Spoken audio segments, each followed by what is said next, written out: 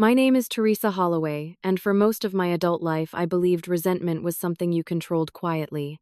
You swallowed it, buried it, managed it privately so family could survive. But resentment has a strange way of waiting patiently beneath the surface until one final betrayal pulls everything into the open. My younger sister disappeared from our mother's life for 14 years. 14.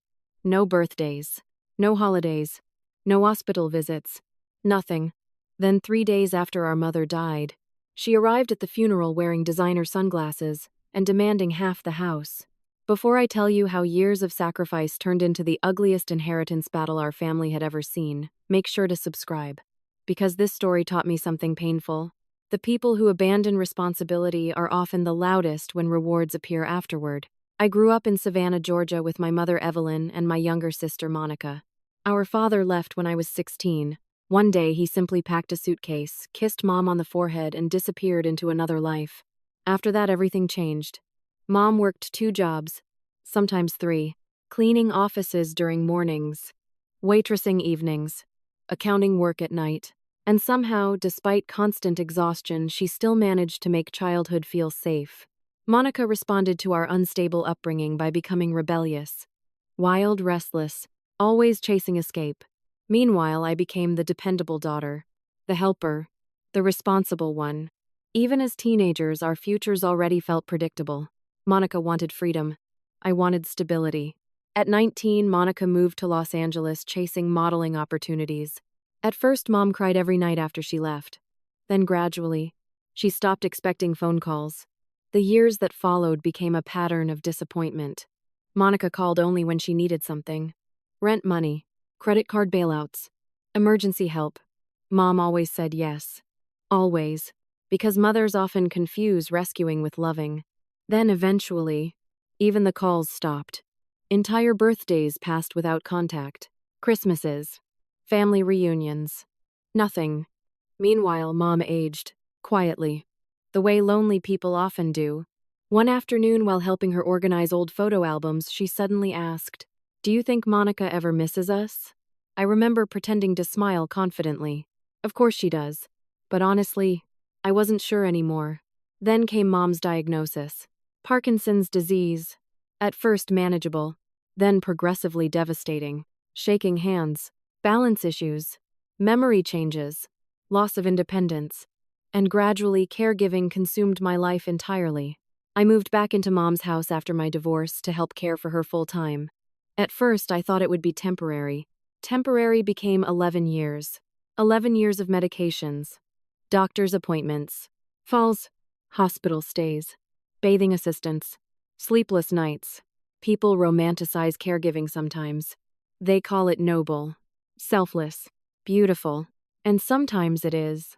But mostly, it's exhausting, lonely, emotionally relentless, especially when siblings disappear while one child quietly sacrifices everything. Over those 11 years, Monica barely existed. A few birthday texts, occasional social media messages, empty promises about visiting, but never actual presence. Never when things became difficult. Then social media revealed something infuriating. Luxury vacations, wine tours, beach resorts, designer handbags. While I spent nights cleaning vomit after Mom's medication reactions, resentment slowly became part of my bloodstream. And honestly, I hated myself for it sometimes. Because caregiving changes people emotionally. You become isolated, invisible, angry in ways that feel shameful. Meanwhile, everyone praises absent family members for living their lives. Then Mom got worse. Much worse. By the final year, she needed help almost constantly. One night around 3 a.m. while helping her back into bed after another fall, Mom suddenly grabbed my hand. "You gave up your life for me," she whispered. I immediately denied it. But she shook her head weakly. "No, Teresa. Monica escaped. You stayed." That sentence broke something inside me emotionally. Because for years, nobody acknowledged the imbalance openly. Nobody. Not relatives. Not family friends. Not even Mom. Until then, 6 months before she died, Mom updated her will. I didn't ask about details. Honestly, by that point, money felt irrelevant compared to exhaustion and grief. But Mom insisted on handling everything personally. One afternoon after meeting with her attorney, she quietly told me, "I made things fair." Fair, interesting word. Because fairness inside families often means completely different things to different people. Mom died during spring rain. Quietly, peacefully, I held her hand through her final breath. And honestly, part of me felt relief alongside grief. Not relief that she was gone, relief that she wasn't suffering anymore. Caregivers understand that complicated emotion deeply. Then Monica returned. Just like that. 14 years, mostly absent. And suddenly, she stood at the funeral looking elegant, emotional, and devastated publicly. Relatives hugged her sympathetically. People whispered, "It's good both daughters are together again." Together, as though we survived those years equally. The performance made me physically sick. Still, I stayed civil. For Mom, only for Mom. Then came the funeral dinner. And that's when everything exploded.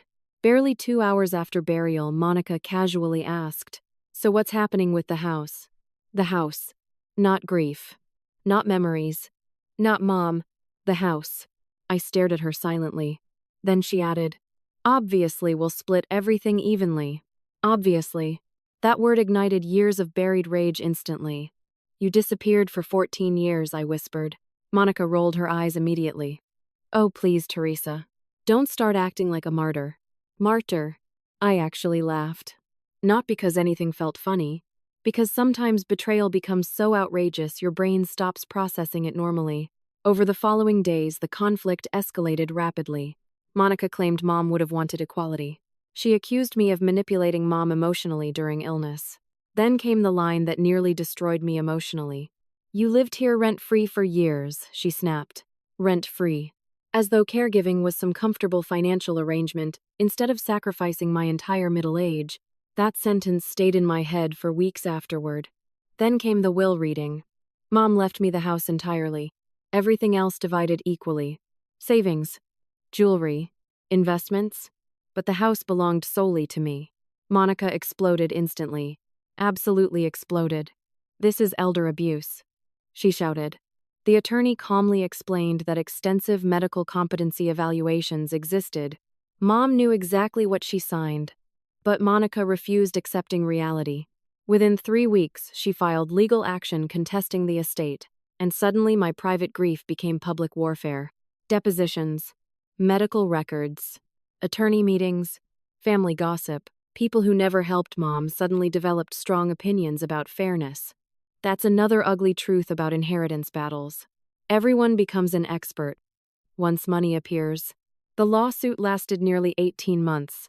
18 exhausting months where my entire caregiving history became dissected legally. How many hours I spent with Mom. Financial records. Medication logs. Everything. And during discovery, horrifying truths surfaced about Monica too. Massive debt. Failed investments. Credit problems. Apparently, she wasn't fighting for emotional justice. She was financially drowning. Mom's house represented rescue. The final hearing remains burned into my memory forever. Mom's attorney played a recorded video statement she made shortly after signing the revised will. In the video, Mom looked frail but mentally clear. And she said something I will never forget. "Teresa gave me dignity when illness took everything else away. The house belongs to her because she already paid for it with years of her life." The courtroom went completely silent. Even Monica looked shaken. Then Mom added softly, "Love without sacrifice is just performance." I started crying instantly. So did several people inside the courtroom, including one of the attorneys. The judge upheld the will completely. Legally, I won. Emotionally, it didn't feel like victory. Because while I kept the house, I lost my sister permanently. We haven't spoken in 4 years now. And honestly, sometimes I still grieve that relationship despite everything. Not the woman Monica became. The little girl who used to sleep beside me during thunderstorms after Dad left. That sister disappeared long before Mom died. Today, I still live in the same Savannah house. Mom's garden still blooms every spring. Her old radio still sits in the kitchen. And every evening when sunlight hits the porch exactly the way she loved, I remember something she once told me during her healthier years. The people who stay during suffering rarely get thanked fairly because everyone becomes too accustomed to their sacrifice. Now I understand exactly what she meant. Have you ever sacrificed for family while someone else received equal credit without equal effort? Tell me in the comments below. And if this story touched you, please like and subscribe. Because sometimes inheritance battles are never truly about money. Sometimes they're about years of invisible pain finally demanding to be seen.